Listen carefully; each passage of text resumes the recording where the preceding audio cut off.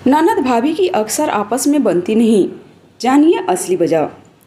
मधुश्रावणी व्रत की कथा के अनुसार एक बार माता पार्वती के मन में आया कि उनकी भी एक ननद होती, जैसे सभी की ननद होती है। तो इससे कैलाश पर्वत पर उनका मन लगा रहता। लेकिन भगवान शिव तो अजन्मे थे, उनका न तो कोई माता पिता था और न ही भाई बहन के होने का सवाल उठता। यह बात माता पार्वती अपने मन में रहकर बैठ गई। लेकिन भगवान शिव तो अंतर्यामी थे, उन्होंने माता पार्वती के मन की बात जान ली और अनजान बनकर बार बार पूछते रहे कि आखिर तुम्हारे मन में चल क्या रहा है, अगर कोई समस्या है तो बताओ। बार बार भगवान शिव के पूछे जाने पर माता पार्वती ने कह दिया कि कहा जैसे सबकी ननद होती है वैसे मेरी भी ननद होती तो उनके साथ हंसी मजाक करती, जिससे उनका मन भी लगा रहता। भगवान शिव ने कहा कि ननद तो तुम्हारी आ जाएगी, लेकिन क्या तुम ननद के साथ रिश्ता निभा पाओगी? कहीं अगर दोनों के बीच नहीं बनी तो क्या होगा? पार्वती जी ने कहा कि आखिर ननद से मेरी क्यों नहीं बनेगी, मैं ननद भाभी के रिश्ते को अच्छे से निभा लूँगी।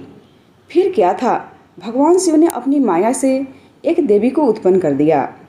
भगवान शिव ने जिस देवी को उत्पन्न किया वह देखने में काफ़ी मोटी थी और उनके पैरों में बड़ी बड़ी मोटी दरारें थी। भगवान शिव ने कहा कि यह तुम्हारी ननद है और इनका नाम असावरी देवी है। पार्वती जी अपनी ननद को देखकर बहुत खुश हुई और झटपट से अपनी ननद असावरी देवी की सेवा करने लग गई।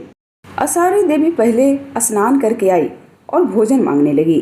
तभी पार्वती जी ने भोजन परोस दिया। देखते देखते असावरी देवी भंडार में जो भी था वह सब कुछ खा गई। माता पार्वती और भगवान शिव के लिए कुछ बचा ही नहीं था।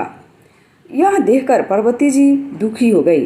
पार्वती जी ने फिर अपनी ननद को पहनने के लिए नए वस्त्र दिए तो असावरी देवी के लिए उनके वस्त्र छोटे पड़ गए, क्योंकि असावरी देवी मोटी थी। पार्वती जी परेशान हो गई। उनको तो ऐसी ननद चाहिए थी जिसके साथ वो हंसी मजाक कर सके। तभी उनकी ननद असावरी देवी को मजाक सूझा और उन्होंने पार्वती जी को अपने पैरों की दरार में छुपा लिया, जिससे उनका दम घुटने लगा। भगवान शिव ने माता पार्वती के बारे में असावरी देवी से पूछा कि आखिर पार्वती कहाँ है, तो उन्होंने झूठ बोल दिया कि वह नहीं जानती कि आखिर पार्वती जी कहाँ है। पार्वती जी चाहती तो आ जाती, लेकिन ननद की ठिठोली समझकर वह उन दरारों में बैठी रही। जब असावरी देवी की बात सुनी तो भगवान शिव को क्रोध आ गया और कहा कि कहीं ये तुम्हारी बदमाशी तो नहीं। तब असावरी देवी हंसने लगी और जमीन पर पांव पटक दिया, जिसकी वजह से पैरों की दरारों में से पार्वती देवी बाहर निकल आई। पार्वती जी अपनी ननद की हरकतों से परेशान हो गई और भगवान शिव से कहा कि आप जल्दी से ननद को ससुराल भेज दीजिए, मुझसे बहुत बड़ी गलती हो गई है। ननद की चाह रहकर भगवान शिव ने असावरी देवी को कैलाश से विदा कर दिया। भगवान शिव ने कहा कि पार्वती जी यह तो मेरी माया थी, आप में संतुष्टि का भाव खत्म हो रहा था, जिसकी वजह से मैंने यह माया रची। लेकिन तभी से संसार में ननद भाभी का रिश्ते में नोक झोंक की परंपरा शुरू हो गई। आशा करती हूँ कि आपको ये कहानी पसंद आई होगी। पसंद आई होगी तो लाइक शेयर एंड सब्सक्राइब जरूर करें और आपको इससे क्या सीख मिली हमें कमेंट में ज़रूर बताएं।